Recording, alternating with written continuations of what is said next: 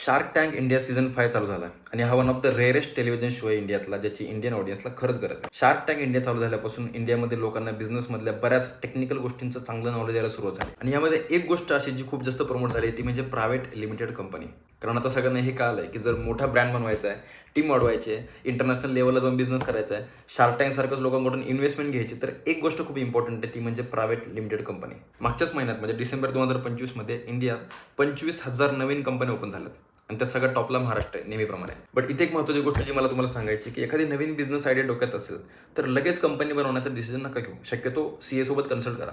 याचं कारण असं की इंडियामध्ये कंपनी रजिस्टर करणं सोपं आहे, बट तिला मेंटेन करणं आणि बंद करणं खूप जास्त अवघड आणि एक्सपेन्सिव्ह सुद्धा. कंपनी रजिस्टर करायला फक्त 3 ते 4 दिवसांचा वेळ लागतो आणि खर्च येतो अराउंड 15 ते 20,000.